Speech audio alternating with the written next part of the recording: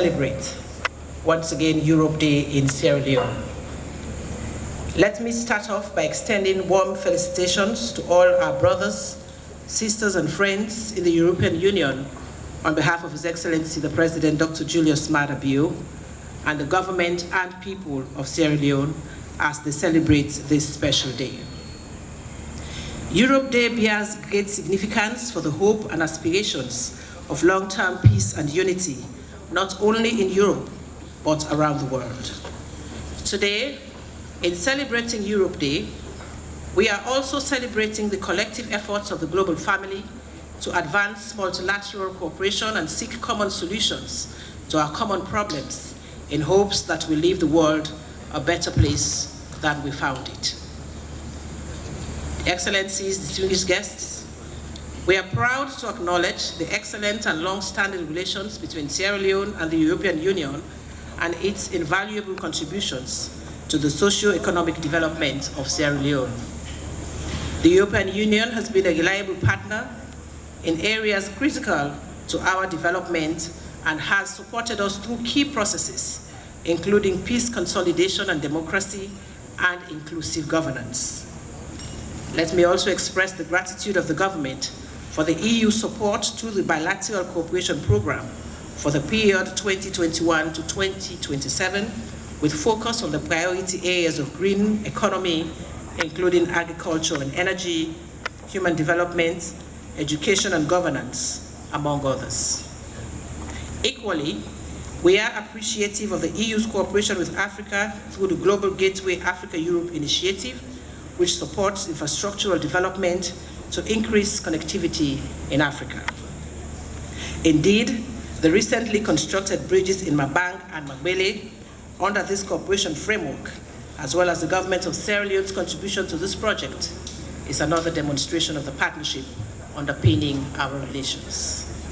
Your Excellency, distinguished guests, ladies and gentlemen, as a government, we acknowledge the European Union's endorsement of the progress made by His Excellency President Julius Maada Bio in significant areas of governance, including the repeal of the criminal libel law in 2020 and the abolition of the death penalty in 2021, to mention but a few.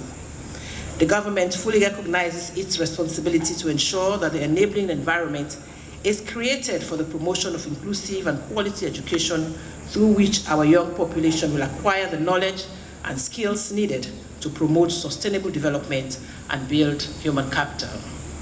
I would like to underscore that as a government, we remain committed to consolidating democratic governance and the rule of law in pursuit of our national development agenda, and to continue to ensure checks and balances in all facets of governance. On behalf of the government, I would like to seize this opportunity to commend the EU for deploying an election observation mission in Sierra Leone ahead of the general elections scheduled for June 24th, 2023.